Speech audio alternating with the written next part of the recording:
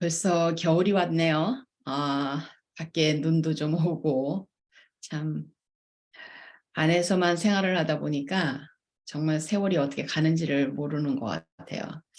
아, 제가 오늘은, 이제 제 그 챕터를 잠깐 정리를 하다가, 그전에도 이미 많이 이야기했던 내용인데, 아, 가장 이제 저희가 교사들로서, 어른으로서, 특히나 이제 교사로서 교육자로서 이제 아이들을 이제 가르치잖아요. 가르치다 보면은 일반인 이제 그 장애가 없는 아이들, 일반 교실에 있는 아이들 같은 경우는 선생님들이 교과 과목에 맞춰서 그 학년에 맞춰서 그냥 이렇게 이제 어떻게 보면은 글자로 누워 있는 죽어 있는 커리큘럼을 교사를 통해서 이제 이렇게 라이브가 되게끔 하는 거잖아요. 우리가 똑같잖아요. 우리가 뭐 드라마나 영화나 이런 것들도 대본을 쓰면은 그 대본 아무것도 아니잖아요. 근데 그 대본을 누가 어떻게 감독을 해서 액트를 하느냐에 따라서 드라마가 똑같은 대본을 가지고도 저는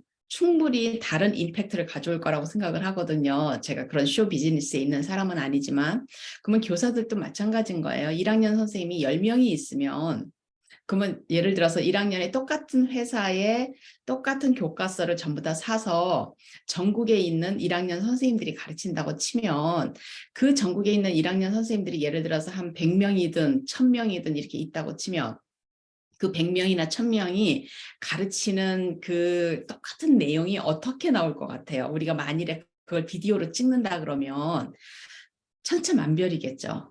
그죠? 어떤 선생님은 정말 그 교과 과목을 가지고 댄싱 어라운드 하듯이 정말로 막 이 내용이 막 살아서 움직이게, 그래서 아이들 머릿속으로 이렇게 슉슉 날아서 들어갈 수 있도록 그렇게 가르치는 선생님이 있는가 하면, 또 그런 연기를 잘 못했고 성격이 약간 수줍고 뭐 여러 가지 이유로 선생님이, 아니면은 정확하게 내용을 파악을 못해서 뭐 이렇게 해서 여러 가지 이유로, 또 어떤 선생님은 굉장히 이렇게 조용하게, 그럼 아이들은 이제 지루하게 앉아있는, 그죠? 굉장히 궁금하잖아요. 만일에 우리가 전체 모든 교실에 카메라를 달아놓고 영상을 찍는다 그러면 그 선생님들을 통해 가지고 나오는 그 선생님의 티칭이 나오는 곳이 뭐예요? 아이들의 러닝이잖아요. 선생님이 아무리 거기서 쇼를 많이 하고 뭐 즐겁게 일해도 아무 소용이 없죠. 아이들한테서 그 러닝의 효과가 나오지를 않으면 결국, 그러면 아이들의 러닝 효과는, 우리가 가장 빨리 보는 러닝 효과는 시험을 통해서 보는 것이고, 이제 장기적으로 가면 이 아이가 1학년에서 2학년이 되고 3학년이 되고 4학년이 되고, 그래서 얼마나 학생으로서, 그 러너로서, 배우는 사람으로서 그 자기의 그 배움을 학년이 갈수록 떨어지질 않고 지속적으로 자기의 페이스를 그대로 유지해서 갈 수 있다는 거는, 한 학년마다 이 아이가 어때요? 아이들이 차곡차곡 자기네가 그 학년에서 배워야 될 것들을 잘 배워가지고 정립을 해서 그 다음 단계로 올라가고 또 그 다음 단계로 올라가고 이렇게 된다고 이제 볼 수가 있잖아요. 그렇기 때문에 참 이 선생님의 역할이라는 게, 뭐 교과서 다 준비되어 있고 이러면 상관없지 그러는데, 정말로 교과서가 최소한의 우리가 이제 그거를 교사 이펙트라 그러거든요. 티처 이펙트라 그래요. 티처 이펙트는 뭐냐면, 이 아무리 커리큘럼이 좋아도 선생님이 그거를 살아서 움직이게 댄서를 하도록 만들지 않으면은 아이들에게 전달되는 그 정도가 다르다는 거예요. 그래서 티처 이펙트가 굉장히 중요하죠. 근데 물론 교과목을 잘 가르치는 것도 중요하지만, 또 어때요? 그 교실 안에서 선생님이 가르치는 동안에 얼마만큼 아이들의 다 그립을 한다 그러잖아요. 아이들의 어텐션을, 주의를 전부 다 선생님한테 쏠리게 해서 단 한 아이도 이렇게 주의가 산만해지거나 그냥 이렇게 뭐 이렇게 졸려가지고 아이가 이렇게 하거나 이러는 거 없이, 모든 아이들이 눈을 반짝반짝 해가지고 선생님을 쳐다보면서 선생님 가르치는 게 너무 재밌어가지고 아이들이 이렇게 막 빨려 들어오니까, 선생님이 막 아이들이 자기의 막 길을 빨아들이는 것 같은 그런 느낌이 들게 그렇게 가르치는 그런 경험, 혹시나 이거를 이제 들으시는 분들 중에서 선생님이 계시면은 한번 그런 기분을 느껴보신 적이 있나 한번 한번 생각을 해보세요. 엄마들도 마찬가지, 부모님들도 마찬가지인 게 아이들한테 이제 부모님 뭔가를 가르쳐 준다거나 아니면 부모님이 뭐 혼을 낸다거나 무엇을 하든 간에 아이들은 듣는 사람이고 어른은 이제 전달자잖아요. 말을 하는 사람이잖아요. 그랬을 때 뭔가 내가 하는 이야기가 아이한테서 쫙쫙 빨려 들어가는 같은 느낌이 들면 굉장히 기분이 좋잖아요. 굉장히 기분이 좋아요.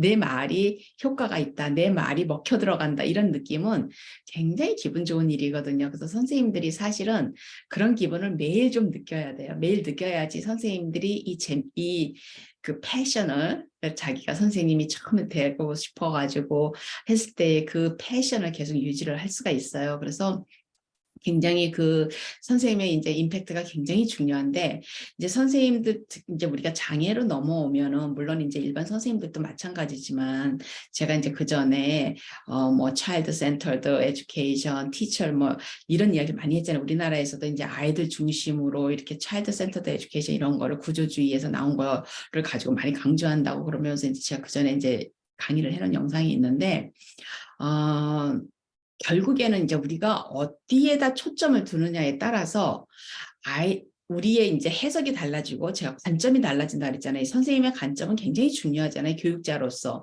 부모의 관점도 굉장히 중요하거든요. 부모가 무엇을 어떻게 믿느냐에 따라서 아이들을 키우게 되잖아요. 그래서 부모가 아이들의 어떤 인성이라든지 내재적인 어떤 그 강함, 그죠? 내적 강함, 그 전에 얘기한 것처럼 된 사람, 이런 쪽으로 부모가 관심을 가지고 아이들을 키우느냐, 아니면 부모가 나는 우리 아이들은 내가 한 번도 이 세상에 태어나가지고 내가 마음껏 이 세상을 좀 한번 이렇게 해보지 못했기 때문에 난 우리 아이가 좀 떡떡거리면서 이 세상을 주물럭거리면서 살았으면 좋겠다. 좀 뭔가가 좀 윗자리로 올라가서, 그러면 부모는 또 아이를 그쪽 방향으로 키우면서 이제 푸시를 하게 되잖아요. 그렇기 때문에 이제 관점은 굉장히 중요한데, 저는 그 관점들 중에서도 굉장히 중요한 게 이제 우리가 아이들 중에서 꼭 장애뿐만이 아니라 똑같이 아이들이, 제가 그랬잖아요. 100명의 아이들이 있으면 1등부터 꼴찌까지 있잖아요.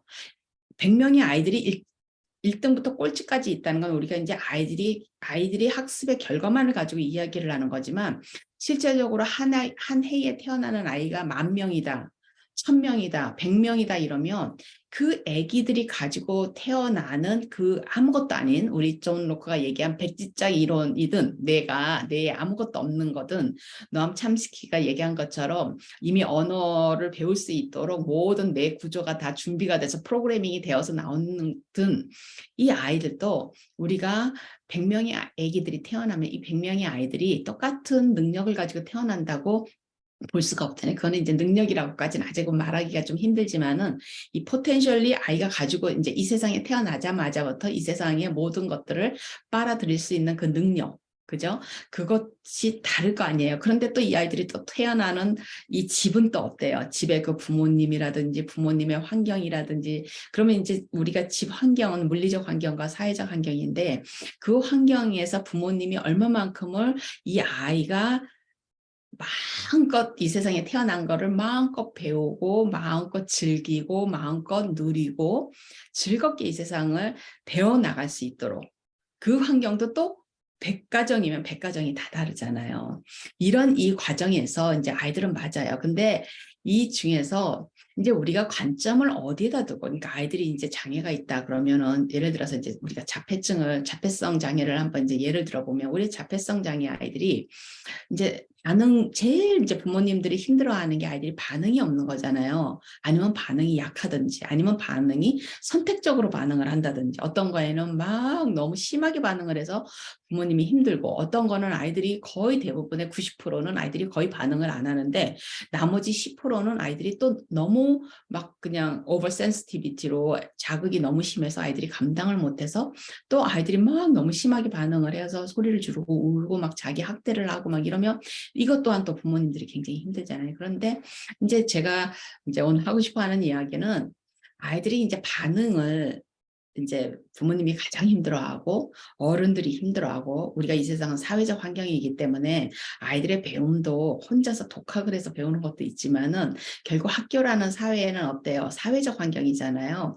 사회적 환경에서 아이들이 선생님한테서도 배우고 또 자기 또래 집단에서도 배우고 그 환경 안에서 갈등을 통해서도 배우고 여러 가지를 배운단 말이에요. 근데 이제 이 아이들이 반응이 없어요. 그러면 이제 대부분의 우리가 처음에 자폐증을 이야기할 때 이 아이들이 반응이 없는 거를 언더센시티비티라 그랬어요. 언더센시티비티는 뭐냐면 센소리 자극이 들어오는데 아이들이 그거를 캐치를 못한다는 거예요. 누가 자기 이름을 부르는데 그 꼭 귀가 먹은 아이 같이 소리를 못 듣는다는 거예요. 그러면 이제 우리가 귀는 이제 아이들이 그래야지 청각 검사를 해보면 어때요? 다 들려요. 청각 기술이 있어. 청각 능력이 있고 또 눈도 검사를 해보면 시각도 있어요. 근데 아이들이 봐도 이렇게 쓱 지나가.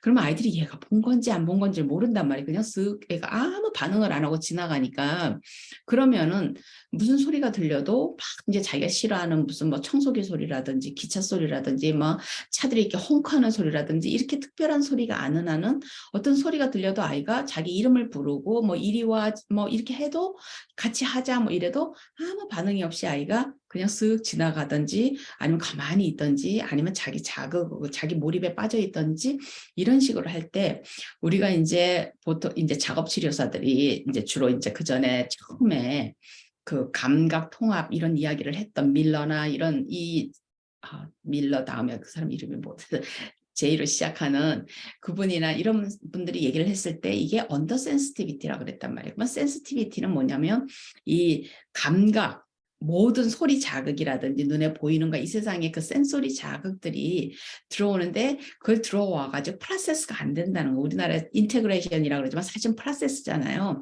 우리가 컴퓨터 시스템으로 우리가 설명을 하잖아요. 인지주의에서 인풋이 들어오면 머리에서 프로세스가 돼서 아웃풋으로 나온다.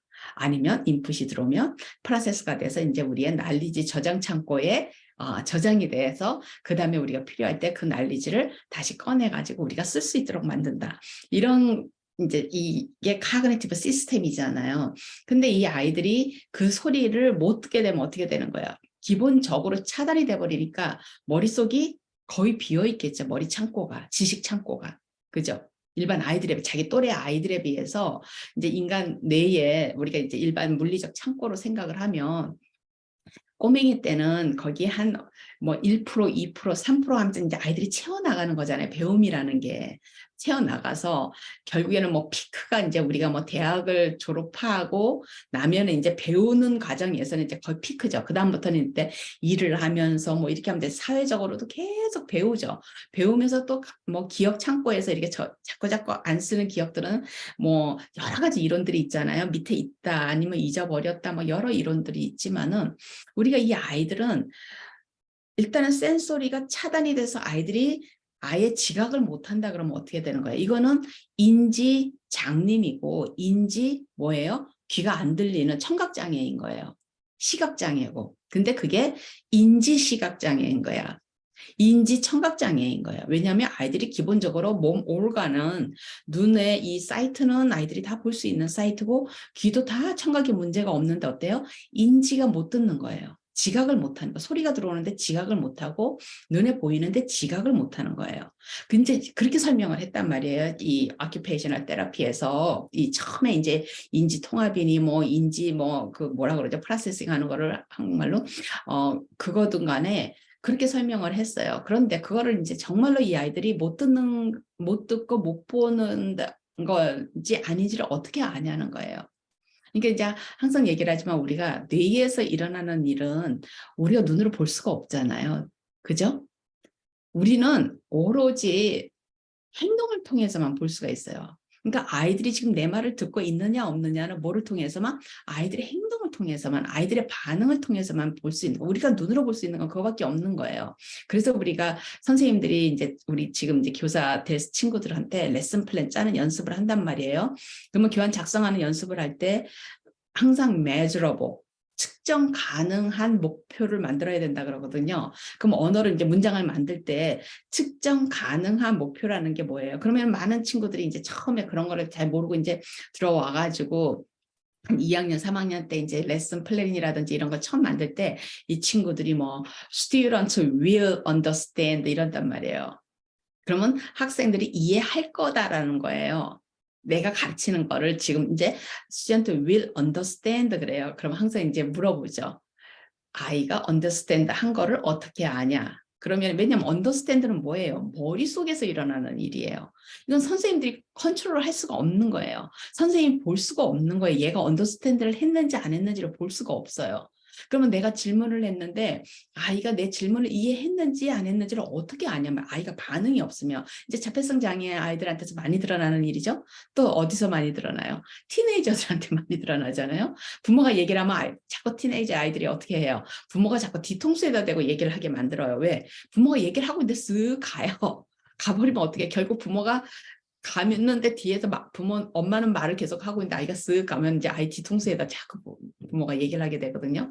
그럼 얼굴을 안 보이는 이 아이의 뒤통수에서 부모가 이 아이가 지금 내 말을 들은 건지 안 들은 건지 모르지만은 아이가 전혀 청각에 문제가 없으니까 그리고 그전에는 아이가 잘 들었으니까 저 녀석이 엄마 말을 무시한다 이렇게 반응을 하죠. 못 들었다 반응을 안 하죠. 근데 무시하는데 기분이 나쁘지만은 너 엄마 말 들었어? 못 들었어? 이러면서 얘기를 한단 말이에요. 그냥 반응을 하라는 말이잖아요. 그러니까 그것처럼 아이들이 진짜 언더 센시티비티인지 이제 우리 아이들이 그 자폐성 장애가 있는 아이들이 진짜 언더 센시티비티인지 아니면 우리가 티네이저 아이들처럼 들었는데도 반응을 안 하는 건지 이제 두 개 중에 하나일 거 아니에요. 그죠? 아이들이 반응을 안 하는 거는 다시 말씀드리지만 머릿속에서 일어나서 아이가 들었는지 못 들었는지를 아이가 안 보이니까 작업 치료를 하는 이 분들은 이것이 언더 센시티비티다. 그래서 지각 감각이 프로세스가 안 돼서 그렇다. 이 소리나 이 시지각이 아니 저기 뭐야 시청각이죠. 이것이 프로세스가 안 돼서 그렇다. 이렇게 이제 결론을 냈단 말이에요. 그러면은 안 들리고 안 보이는데 우리가 어떻게 아이들을 가르칠 수가 있어요? 아무리 가르쳐도 아이가 보이지 않고 아무리 인지 시각이고 인지 청각이어도 그죠? 아이가 아무리 여기에 뜨거운 게 묻어도 아니면 많은 아이들이 자해를 하잖아요. 그럴 때 막 자기 손을 막 계속 뜯어낸단 말이에요. 피가 막 철철 나는데도 계속 긁거나 뜯어내거나 아니면 아이들이 막 깨문단 말이에요. 그러면 아이들이 이거를 전혀 못 느끼나 그죠? 근데 우리가 아이들이 못 느끼지 않을 거라는 걸 어떻게 알아요? 자기는 막 깨물고 이렇게 해도 누가 자기 살을 깨물면 어떻게 돼요? 난리가 나잖아요. 아이들이 막 못 깨물게 하고 막 피하고 막 소리 지르고 이러고 반응을 하잖아요. 그건 뭐예요? 느낀다는 거잖아요, 아이가. 느끼질 않고 만일에 못 느끼면 그 사람이 막 장난하듯이 깨물면 어떻게 해요? 이제 아이들이 이제 장난하는 것이냐 진짜로 하는 것이냐를 구분을 잘 못하잖아요. 이제 이 자폐성 장애가 있는 아이들이 이게 아무래도 또 literally 우리가 그러니까 곧대로 이해하는 거와 이 사회 상황 안에서 그렇게 influentially 그죠? 그 전체적인 맥락에서 이해하는 거와 이런 것들이 아이들이 약하기 때문에 막 깨무는데 진짜 깨무는 건지 아니면 장난하는 건지를 아이들이 구분을 잘 못하면은 어때요? 이렇게 막 깨물 때 아이들이 막 소리를 지르거나 아니면 못하게 하거나 공격을 하거나 이런다는 이야기는 아이들이 느낀다는 이야기잖아요. 그래서 이제 이런 생각을 하게 되는 거예요. 아이들이 정말 못 느낄까? 진짜로 작업치료사들이 생각하는 것처럼 언더센시티브라는 말은 아이들이 덜 느낀다는 거니까. 덜 지각을 한다는 거니까 아니면 아예 지각을 못한다는 거니까 근데 대부분의 아이들의 그 무심한 행동을 보면은 그런 느낌이 들잖아요.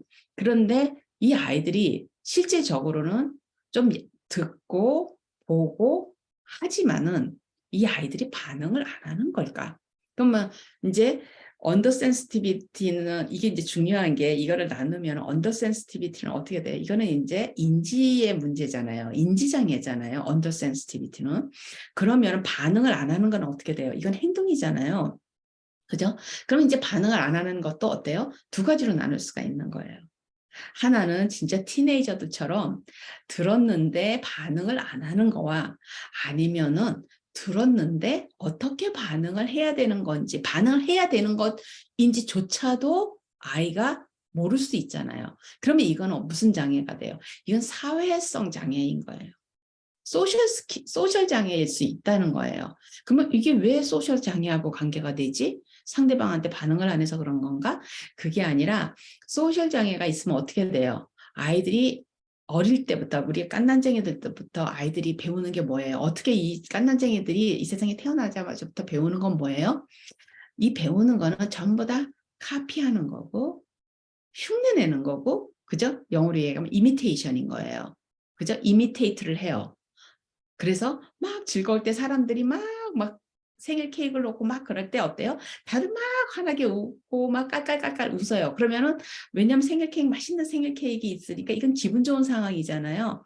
그러면 이렇게 기분이 좋을 때는 어떻게 해요? 가만히 있는 게 아니라 막 웃어. 그러면 아이들이 어때요? 이 근육이 우리가 미러 이미지라 그러잖아요. 미러 뉴런이라 그러잖아요. 미러 뉴런. 이게 실질적으로 이제 연구가 돼서 나왔잖아요. 미러 뉴런이 나온 지가 꽤 됐잖아요. 그럼 뭐예요? 갓난쟁이 막 이때 태어나서 45분밖에 안 된 이런 갓난쟁이들도 미러 뉴런이 작동이 된다는 거예요. 그래서 어때요? 뉴런은 그 갓난쟁이인데도 누가 막 보면서 까꿍하면서 이렇게 하면 아이들의 근육이 움직인다는 거예요. 움직인다는 건 반응을 한다는 거예요.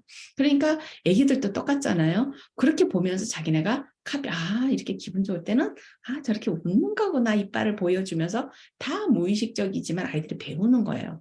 그리고 화가 나서 막 누가 소리를 지르고 막 쾅쾅쾅쾅 하고 이러는 걸 보면 무섭잖아요. 그죠? 무섭고 두렵고 그러면서 그 감정이 그럴 때 어떤 표현을 하는가를 배우는 거예요. 그러면 어때요? 맨날 부모님이 화가 날 때마다 소리를 지르는 부모님 밑에서 자란 아이들은 어때요? 화가 나면 소리를 지르는 걸로 아이들이 배웠기 때문에 소리를 막 질러요. 그러면 부모님이 화가 났을 때 문을 탁 닫고 그냥 들어가서 혼자서 가만히 있는 부모를 자주 본 아이들은 어때요? 화가 나면 이제 방으로 자기를 감옥으로 딱 만들어서 자기를 가둬버려요. 그죠? 또 화가 났을 때 조용히 가만히 앉아서 눈을 감고 있는다 그러면 아이들이 또 그거를 보면서 그렇게 해요. 그러니까 우리가 이제 이런 뭐 아이들을 보면은 처음에는 어때요? 엄마가 아빠를 부르는 그 명칭으로 아빠를 부르잖아요. 엄마가 아, 아빠야, 아빠야, 그러면서 뭐 이렇게 하기보다도 아이들이 이제 말을 막 하기 시작할 때는 예를 들어서 여보 그러면은 아빠한테 여보 이렇게 부른단 말이에요. 또 이름을 부르면은 지선아 이러고 아이들이 불러요. 그런 게 전부 다 이미테이션이잖아요. 아이들이 그렇게 하면서 뭘 배워요? 인간의 주거니 받거니 하는 이 상호작용을 배우고 인간 관계를 배우고 요럴 때는 요렇게 행동을 하고 요럴 때는 요런 감정을 이렇게 보이고 요거를 배우는 요 소셜이 아이들이 장애가 있으면 아이들이 자기네가 그런 거를 그러면 장애가 있으면 뭐가 되는 거예요? 관찰을 아이들이 못한다는 거잖아요. 관찰을 해야지 배우는 거잖아요. 이렇게 보고 무심히 보면서 배우는 거잖아요. 그래서 어쩌면 언더 센시티비티라는 쪽으로 더 무게가 실렸던 이유가 아이들이 어쩌면 인지 장애가 있어서 자체의 지각을 못한다고 본 것일 수도 있어요. 인지 시력 장애처럼 아니면 인지 청각 장애처럼 그렇게 생각을 했던 게 그 이유일 수도 있는데 저는 어쩌면 이 소셜 장애, 사회성에 있어서 아이들이 그런 거를 자연스럽게 배울 수 있도록 그쪽에 이제 장애가 있으면 자연스럽게 아기 때부터 못 배우잖아요. 못 배우다 보니까 어떻게 해요? 반응을 어떻게 정확하게 해야 될지를 모르게 되고, 그죠? 그러면 배가 고프면 어때요? 아니, 목이 마르면, 아니면 배가 고프면 아이들이 막 울거나, 아니면 땡깡을 부리거나, 막 자기 머리를 쥐어뜯거나, 자해를 하거나, 막 아이들이 이런 반응을 한단 말이에요. 자기가 배가 고플 때, 자기가 목이 마를 때, 그러면 아이가 내가 지금 목이 마르구나. 근데 아이가 어떠면 애기들처럼 애들이 어때요? 배가 고프면 배가 아프다 그러잖아요. 이제 우리가 인트로셉티브 그 필링이라 그래서 이 몸 안에서 일어나는 그 필링에 대해서 아이들이 그것도 장애잖아요. 센소리 장애 중에 하나거든요. 그러니까 안에서 일어나는 감각을 아이들이 정확하게 모르는 거예요. 그러면 배가 고픈 감각과 배가 아픈 감각을 아이들이 잘 모르면 어때요? 애들은 배가 고파도 배가 아프다 그래요. 그 이제 그러니까 센시티브한 엄마들은 알죠. 이 아이가 배가 아프다 그럴 때는 이제 여기가 하고 또 목이 마를 때는 아이가 목이 아프다고 이렇게 표현을 하고 이런 것처럼 자기 표현을 하는 건데 이 아이들은 이제 그런 표현을 못 배웠기 때문에 그래서 이제 소셜 장애를 우리가 보면은 사회성 장애로 보면은 우리가 인지 장애와 사회성 장애 이게 그러면은 그게 뭐가 그렇게 중요하냐? 뭐 인지 장애든 사회성 장애든 결과는 뭐예요? 아이들이 인풋이 들어왔을 때 반응을 안 한다는 거고, 반응을 못 하는 건지 반응을 안 하는 건지 아무튼 호환이 안 된다는 거잖아요. 그래서 다른 사람이 얘가 지금 내 말을 들은 건지, 얘가 지금 좋아하는 건지, 즐거운 건지, 속상한 건지, 싫은 건지를 우리가 알 수가 없으니까 굉장히 인간관계를 하기가 힘들잖아요. 하지만은 이제 우리가 어른의 입장에서 또 이 아이들의 이런 거를 교육을 하는 사람의 입장에서는 굉장히 중요한 관점이죠. 그죠? 우리가 언더 센시티비티로 이거를 우리가 진단을 하면 인지 쪽으로 우리가 교육을 하게 되고 이거를 사회성으로 진단을 하면 우리가 사회성으로 교육을 하게 되잖아요. 이것처럼 이 교육의 방향이 이제 정해지는데 물론 사회성도 다 인지의 한 부분이고 정서도 인지의 다 한 부분이잖아요. 그러면은 요 두 부분을 가지고서는 이렇게 우리가 개발을 하면은 어느 쪽에 정확하게 그다음부터는 이제 아이를 좀 더 정밀하게 우리가 관찰을 하면서 우리가 진단을 할 수가 있어요. 아이가. 뭐가 이쪽이어서 아이가 뭐가 그 다음에 안 되는 건지 만일에 사회성 장애면은 그 다음 다른 반응들도 잘 보는 거예요. 아이가 표정을 어떻게 하는 건지 이럴 때 어떤 반응을 하는 건지 그렇게 되면은 이제 우리가 방향을 정해서 아이들에게 교육의 방향이 정해지고 그렇게 되면 어때요? 교육의 효과가 조금 더 정확해지겠죠. 그래서 항상 이제 제가 아까 처음에 말씀드린 것처럼 어른의 이 관점은 굉장히 중요하고 어른의 믿음도 굉장히 중요하거든요. 근데 우리가 지금 현재 사실은 우리가 장애가 있는 아이들의 교육이 생각만큼 그렇게 성공적이질 못해요.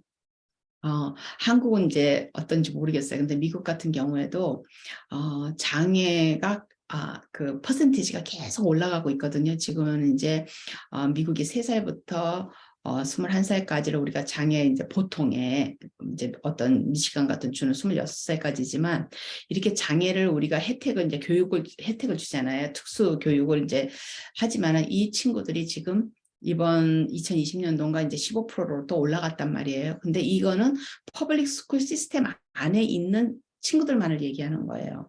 그럼 뭐 사립학교 다니는 아이들도 있을 것이고, 그죠? 그 다음에 이제 물론 또 이제 인구조사를 해서 우리가 이제 그 인구조사를 하잖아요.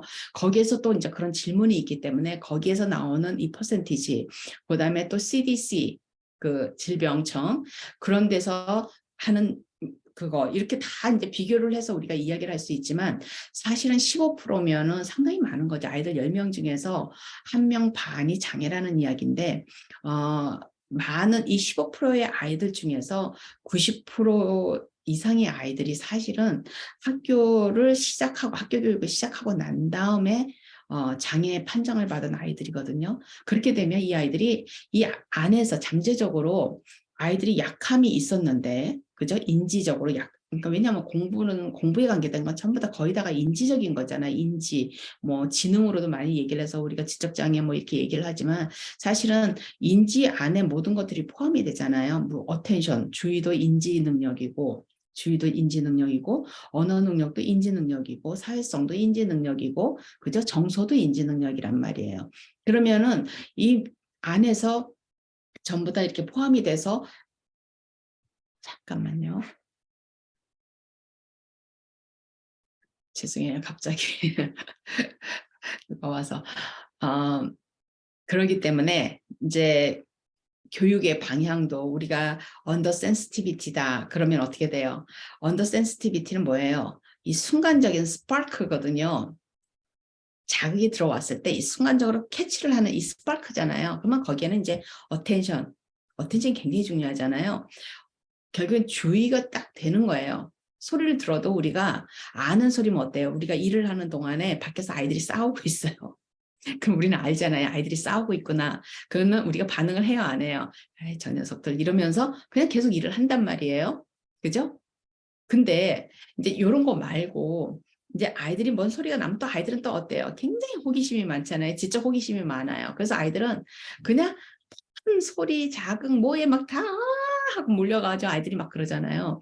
그런 것처럼 이 소리 자극이 났을 때, 딱 들어왔을 때 그 캐치하는 그 스파크, 그 주위의 스파크를 우리가 어떻게 하면 아이들이 갖게 할 수 있겠느냐. 이제 그게 교육이잖아요, 교육. 그랬을 때 이제 우리가 아이들에게 주의를 가장 집중되게 할 수 있는 방법이, 가장 쉬운 방법이 뭐예요? 아이들이 이렇게 하면, 그러면 이제 많은 분들이 속으로 그러실 거야. 아, 자기네가 좋아하는 과자를 주면 아이들이 가장 많이 집중을 하고, 아니면 게임을 할 때 가장 집중하고 이런다 그러는데, 우리가 이제 교육을 하는 입장에서 아이들을 가장 어텐션을 주의를 풀로 우리가 가질 수 있는, 가장 강한 주의를 가질 수 있는 거는 아이들을 딱 몸을 긴장을 시키는 거예요. 인간은 몸이 긴장이 되면 어때요? 온 주의가 다 집중이 돼요. 생각을 해보세요. 비행기를 타고 가다 갑자기 비행기가 쿵 하고 떨어지면 어때요? 자고 있던 사람도 다 일어나잖아요. 그런 것처럼 몸을 긴장을 하면 애들이 집중을 하겠죠. 그러면은 요 긴장을 계속 시킬 수는 없잖아요. 하지만은 긴장되는 거를 순간적으로 스파크처럼 아이들이 탁 쳐다볼 수밖에 없게, 쳐다보는 거를 잠깐이지만 1초지만은 그거를 자주자주 만들어서 나중에 가서 그거를 조금씩 늘려가는 그런 교육을 액티비티를 한번 생각을 해보세요. 그러면 아이들의 그 언더 센시티비티를 우리가 센시티비티로, 왜 아무리 자폐가 있는 아이들도, 자폐성 장애 아이들이 전혀 반응을 하지 않는 아이들도 자기 몸이 딱 위험한 상황이라고 느끼면 아이들이 몸을 긴장을 하게 돼요. 예를 들어서 이 고소공포증이 있는 저 같은 사람을 높은 데다가 이렇게 딱 올려놔봐요. 막 다리가 후들후들 떨리죠. 그러면 눈이 어때요? 완전히 어떻게 하면 여기를 내려갈 수 있고 완전 긴장한단 말이에요. 그러면 어떻게 돼요? 온 주의가 집중이 되죠. 아이들도 똑같아요.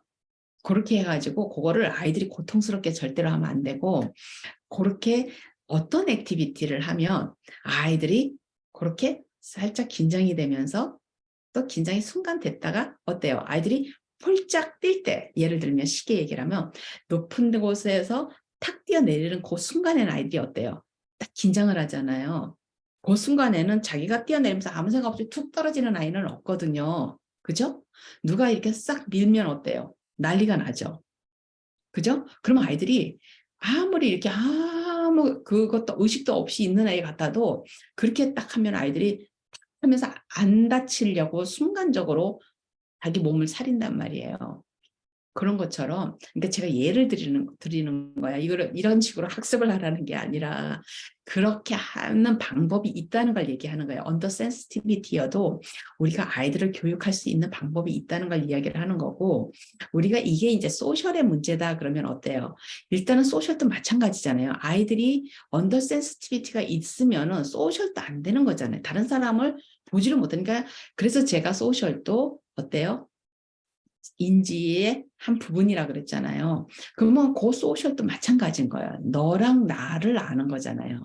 너랑 나를 아는 거니까 결국은 어때요? 아이들이 이제 아이 컨택이 안 되는 게 기본이라 그랬잖아요. 그럼 어떻게 하면 아이 컨택을 조금씩 우리가 늘려갈 것이냐. 아이가 나를 쳐다보는 거를 조금씩 늘려갈 것이냐. 인간의 모든 행동은 쉐이핑이에요. 쉐이핑. 서서히 쉐입한다 그러잖아요. 우리가 이제 살을 뺄 때 쉐입해 나가는 것처럼 어느 날 갑자기 확 살이 빠져버리면 어때요? 큰일 나잖아요. 근데 운동을 하면서 조금씩 쉐입을 해 나가잖아요. 우리가 무언가를 배울 때도 어때요? 미싱을 배운다든지 아니면 옷 만드는 걸 배운다든지 빨래하는 법을 배운다든지 이런 걸 처음에 배웠다고 해서 다 하는 게 아니잖아요. 손가락 힘도 약해 안 된단 말이에요. 근데 아이들한테 뭔가를 가르칠 때 어때요? 조금씩 해서 서서히 해서 손가락 힘을 키우고, 그렇게 하면서 팔목 힘도 키우고, 이렇게 하면서 일하는 법을 배우잖아요. 우리가 무거운 걸 들어 올릴 때도 처음부터 이 리프팅 하는 사람들이 이따만한 그 무게를 그냥 확 드는 게 아니잖아요. 처음에는 조그만 걸 들어서 하다가 그 다음에 그러면 어때요? 이 기간, 듀레이션도 처음에는 짧게 하고 무게도 짧게 하죠. 그러면서 조금씩 두 가지를 늘려 가다가 나중에 어떻게 해요? 이따만한 거를 들고 엽기를 들고 올리는 것처럼 아이들의 행동도 교육도 그렇게 가야 되는 거예요. 교육도 그렇게 해야지 무리가 없어요. 무리가 없고 아이들이 재미있어하고 그렇게 하려면 뭘 알아야 돼요? 어른이. 그렇게 하려면 순서를 알아야 되는 거예요. 이거를 가르치려면 어떤 순서로 아이를 가르치면 되겠다 하는 거를 어른이 분석을 해야 되는 거예요. 그걸 우리가 태스크 어널리시스라 그래요. 태스크가 뭐예요? 일이잖아요. 그걸 애널라이즈를 하는 거예요. 그러면 우리가 단추 잠그는 법, 신발끈 묶는 법, 손 씻는 법, 이런 오줌을 기저귀를 떼고 오줌을 화장실에 가서 오줌 누는 거 이런 거를 가르칠 때 우리가 그 태스크를 애널라이즈를 하는 거예요. 어떤 태스크를 그러니까 여기에 아이가 배워야 되고 그것을 어떤 순서로 해야 되면 그 태스크에는 두 가지가 있죠. 쉬운 것부터 조금 해서 어려운 거로 가는데 아까 말씀드린 것처럼 엮기 드는다 이런 건 어때요? 한 스킬이잖아요. 드는 거잖아요. 그러니까 어때요? 처음에는 가벼운 걸로 짧게 그죠? 그렇게 해서 그 무게를 조금씩 늘려가죠. 그다음에 어때요? 드는 시간도 조금씩 늘려가잖아요. 그러면 하나의 스킬이에요. 하나의 스킬을 그렇게 그러면 이건 가장 쉬운 태스크 어널리시스가 그래서 이 애널라이즈된 태스크를 어떻게 해요? 체인을 해요. 그 뭐예요? 순서대로 이렇게 쭉 나래비를 세우는 거예요. 그렇게 아주 순서대로 제일 그거부터 이렇게 가르치는 거예요. 그런데 선생님이 스킬이 없으면 어때요? 아, 이거 들어야 되는 거니까 너 여기서부터 들어. 하면서 가장 그 목표인 이거를 툭 준단 말이에요, 애한테. 그러면 애가 그걸 어떻게 들어요? 아직 팔에 힘도 없고 손가락에 힘도 없고 이런 아이인데 그걸 들으면 못하잖아요. 그러면 어른이 어떻게 얘는 근육에 장애가 있구나. 모로에 아이가 약하네 이렇게 한단 말이에요. 근데 사실은 어때요? 어른이 그 엮기 드는 거를 어떻게 가르쳐야 되는 건지 몰랐던 거예요. 그러면 아이를 어떻게 뭐로 만들어 버려요? 장애로 만들거나 아이를 기술이 없는 약한 아이로 만드는 거예요. 이 한 이제 극단적인 예예요. 하지만은 어른이 그걸 정확하게 알면 어때요? 아이가 성공을 계속 맛보도록 조금씩 아이가 잘 할 수 있는 그 범위부터 시작을 한단 말이에요. 그럼 아이는 재밌어요. 왜냐하면 인간은 자기의 능력을 맛보는 것보다 이 세상에서 더 성취감을 느끼는 게 없어요. 자기의 능력을 맛보면 이 세상에서 제일 재밌어요. 어른이든 애들이든. 그래서 아이들이 재밌어요. 선생님하고 공부하는 거를. 자기가 보잖아요. 자기의 능력을. 그러면 아까 제가 이제 원 스킬을 가지고 그렇게 늘려가는 게 있지만은 또 다른 거 뭐 예를 들어서 신발끈 묶는 건 어때요? 그거는 기술이 하나가 아니잖아요. 그죠? 처음에 이 이거 홀더 끈을 두 개를 똑같이 길이를 맞춰서 아이가 딱 드는 거, 그죠? 그 다음에 구멍에 넣는 거, 그 다음에 빼는 거, 이거 굉장한 이 파이모러 스킬이잖아요. 그 다음에 눈도 비주얼리 그걸 볼 수 있어야 되고, 나중에 이거 묶는 거, 어떤 순서로 넣는 거, 굉장히 많은 복잡한 기술이 연루가 돼 있단 말이에요. 운동화 끈 하나 묶는 게. 그렇기 때문에 우리가 애들이 어릴 때는 그걸 못하니까 어른들이 이제 이 뭐라 그러죠? 라면 같이 동글동글하게 해가지고 그걸로 이제 저도 그거를 사줬었는데 아이들이 자기가 못 묶으니까 자꾸 운동화 끈이 이제 풀어지니까 어떻게 돼? 애가 자꾸 이렇게 넘어지고 위험하니까 이제 처음에는 이제 애들 이제 막 벗기 시작하거나 요럴 때 이제 어떻게 손가락 힘이 이제 아이들이 생길 때까지 운동화 끈을 자기가 멜 때까지 그러면 보통은 아이들이 이제 자기가 준비가 되면 보통 아이들은 자기가 하겠다 그래요. 그러면 아이가 준비가 된 거예요. 그 준비가 됐다는 말은 자기 눈에 그게 들어온 거예요. 자기 눈에 그 운동화 끈을 다른 사람이 묶어줄 때 호기심이 생긴 거예요. 그래서 자기가 해보고 싶은 거예요. 그러면 이제 어른들이 가르쳐 주면 돼요, 그거를. 근데 이제 그런 것처럼 운동화 끈처럼 여러 가지 복잡한 기술이 이렇게 있단 말이에요. 그러면 이거를 어느 것부터 가르치냐? 그러면 이제 보통의 어른들은 뭐부터 가르쳐요? 이 운동화 끈을 묶는 순서부터 가르치죠. 왜냐면 끈이 그 안에 들어가야 되고 여기서 넣어가지고 이리 빠져야 되고 넣어서 이리 빠져야 되고 이쪽 끈은 이쪽으로 빠져야 되고 대각선을 이렇게 이런 것부터 가르친단 말이에요. 그런데 그거부터 가르치는 게 아니라 이제 이거를 아는 선생님들은 뭐부터 가르쳐요? 아이가 이 운동화 끈이라는 거를 굉장히 미세 근육을 쓸 수 있어야 되잖아요. 그러면 이제 이 운동화 끈을 가지고 운동화 속에서 하는 것보다는 큰 구멍부터 이제 큰 줄을 가지고 예를 들어서 이제 무슨 뭐 큰 밧줄 같은 이런 걸 가지고 이런 큰 구멍에 넣는 연습부터 시킨단 말이에요. 왜? 아이가 지금 아직 미세 근육이 안 됐기 때문에. 그렇게 하면서 어때요? 영리한 선생님은 이렇게 굵은 끈을 가지고 시키던 거를 점점 끈을 어때요? 얇은 끈으로 서서히 이제 아이가 기술이 아이가 잘 하는 거랑 연결해서 이제 서서히 이제 끈의 두께를 줄여가고 그러면서 또 뭐의 두께도 모두 줄여가요. 이 구멍의 넓이도 줄여가죠. 그렇게 하면서 서서히 책상 위에서 이제 그런 연습을 시키죠. 시키고 또 순서대로 이제 가는 것도 연습을 시키죠. 여기에서 1위, 여기에서 1위. 이런 준비 작업을 여기서 책상 위에서 다 준비 작업을 해요. 그리고 운동화를 자기가 신고 이렇게 보통 선생님들이 또 많은 부모님들도 그러고 아이가 신고 있는 아이한테 그거를 이제 운동화 신게 해놓고 막 가르친단 말이에요. 근데 운동화를 이제 위에다가 올려놓고 될 수 있으면 이제 애들 운동화보다는 누구 운동화로? 어른 운동화로. 왜냐하면 애들 운동화는 너무 작기 때문에 구멍도 작고 다 작잖아요. 그러니까 큰 어른 운동화를 놓고 그걸 가지고서는 이제 연습을 하고 그렇게 하면서 운동화 사이즈를 조금씩 줄여가지고 결국에는 이제 자기 운동화를 가지고 자기 사이즈의 운동화를 하다가 결국에는 이제 아이가 신발을 신고 운동화 이제 끈을 묶는 마지막에 그렇게 해서 체이닝을 하고 그러니까 태스크 어널리시스를 하고 체인을 하죠. 태스크를 체이닝을 하고 그다음에 이제 쉐이핑을 하면 해가지고 가르치는데 쉐이핑에 하나 더 있는 게 우리가 이제 스파이럴로 가르치는 거예요. 그러면 스파이럴은 뭐예요? 오늘은 요거 배우고 내일은 요거 배우고 모레는 요거 배우고 이게 아니라 어떻게 해요? 오늘은 요거 배웠으면 내일은 요거랑 요거를 배우고 아니면 요거 배우고 요거 배우고 요거 배워서 확실히 지면 그다음에 하나를 살짝 넣어가지고 요거랑 요거 요거랑 요거 요거랑 요거 그러다가 아이가 이제 두 번째 것도 다 배우면 그다음에 세 번째까지 살짝 넣어서 원, 투, 쓰리, 원, 투, 쓰리를 이렇게 배워 나간단 말이에요. 그럼 우리가 스파이럴이라고 하거든요. 이게 스프링 같이 아이들이 매일 한 개씩 따로따로 배우면 아이들이 드릴 프랙티스를 못 하잖아요. 근데 스파이럴을 그렇게 배우면 아이들이 항상 새 정보가 살짝 알고 있는 정보에 들어오기 때문에 아이들이 우리가 영어로 prior knowledge를 알고 있으면 제일 잘 배우잖아요. 그 전에 들었던 것 같아. 배웠던 것 같아. 이러면 어때요? 한 번 더 페인트를 하는 것 같은 느낌이잖아요. 그럼 아이들이 가장 빨리 배우거든요. 그러니까 우리가 아이들을 자폐성 장애 아이들도 다 가르칠 수가 있는 게 이런 원리들 아주 쉬운 원리예요. 어차피 우리가 꼬맹이들을 가르쳤던 이제 갓 태어난 아이들을 키우면서 우리가 가르쳤던 그 기술을 가지고 이 자폐성 장애가 있는 아이들이어도 우리가 이제 많은 선생님들이 자폐성 장애가 있는 아이 가르치는 것이 가장 이제 힘들다 그러거든요. 근데 가장 힘들다는 이유가 이 아이들이 머리에 지능이 부족해서 힘든 게 아니라 뭐가 안 돼서 힘들어요?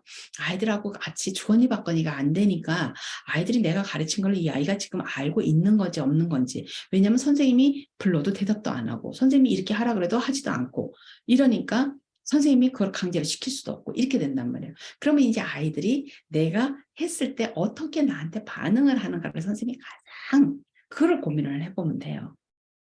아이들이 어떻게 하면 반응을 할 것이냐. 그리고 그 반응도 어떻게 해요? 조금씩 이제 서서히 해서 시간을 길게 늘려가는. 그렇게 하면은 아이들이 탁탁 반응을 하고 우리가 이제 자폐성 장애 아이들이 가장 좋은 게 뭐냐면 이 아이들은 어떻게 보면 일반 아이들보다도 조금 더 가장 강점이 한 번 가르쳐 주거나 한 번 자기가 배운 것들은 아이들이 그대로 해요. 그러면 자기 방 청소하는 걸 가르쳐 주면 일반 아이들은 기분에 따라서 했다 안 했다 그래도 이 아이들은 정확하게 해요. 하늘이 두 쪽이 나도 딱 일어나면 침대 딱 정리하고 자기 방에 있는 거 딱 정리하고 나와요. 근데 이제 그거를 이제 부모님이 잘 연습을 시켜야 되죠. 무리가 없이 아이들하고 재밌게 서서히 해서 아이가 그거를 습관으로 만들어 놓으면 어김없이 아이들이 착해요. 그러니까 신발 정리 아이 담당이다 그러면 착해요 아이가. 그러니까 그런 것들을 이제 잘 이용을 하면 어떻게 보면은 이 아이들을 안고 주거니 받거니를 하게 되면은 훨씬 더 아이들하고 수업하기가 좋아요. 아이들이 일반 아이들은 막 지루해하고 꼬맹이들 이제 앉아 있기 힘들어하고 이러는데도 요 아이들은 쫙 앉아서 쫙 그 수업을 해요. 선생님이 오케이 이제 오늘 다 했다 이럴 때까지 아이가 집중을 하고 앉아서 공부를 하거든요. 그러니까 그거를 이제 물론 이제 요거를 하기 전에 아이하고 앉아서 수업하는 그거를 쉐이핑을 해야 되겠죠. 그죠? 수업을 해가면서 그거를 뭐 쉐이핑만 하는 게 아니라 학습을 해가면서 선생님의 목표는 이거를 하지만 목표는 뭐예요? 아이가 앉아서 선생님을 쳐다보고 주의를 하고 선생님이 하는 거를 따라오고 요 연습을 계속 선생님은 신경을 쓰면서 아이하고 호환하는 연습을 하는 거죠. 그죠? 사실은 오늘 이제 아티즘을 통해 가지고 우리가 아티즘을 굳이 꼭 언더 센시티비티로만 볼 것이냐 이거를 어떤 아이들이 행동을 안 하기 때문에 안 보여지기 때문에 우리가 언더 센시티비티라 그러는데 우리가 이런 두 가지로 해석을 할 수가 있고 이렇게 해석을 하면 우리가 아이들을 가르치는 방법을 다르게 접근을 할 수가 있다는 걸 이야기하려고 시작을 했다가 제가 학습하는 방법까지 일반 뭐 이거는 제가 말씀드린 거는 모든 아이들에게 어느 배우는 거나 이분 어른한테 운전 배우는 것부터 다 적용이 되는 일이에요. 쉽게 그다음에 힘들지 않고 지루하지 않게 배울 수 있는 방법들이 제가 방금 말씀드린 그런 어떤 태스크 어널리시스, 체이닝, 쉐이핑, 스파이럴 티칭 이런 방법을 통해 서 아이들을 가르치면 이 세상에서 어른이든 아이든 못 가르칠 게 없고 못 배울 게 없다는 거예요. 다 배울 수가 있어요. 지능이 조금 떨어지더라도 다 배울 수가 있고 읽기도 다 배울 수가 있고 쓰기도 다 배울 수가 있고 그렇습니다. 그래요. 오늘 여기까지 할게요.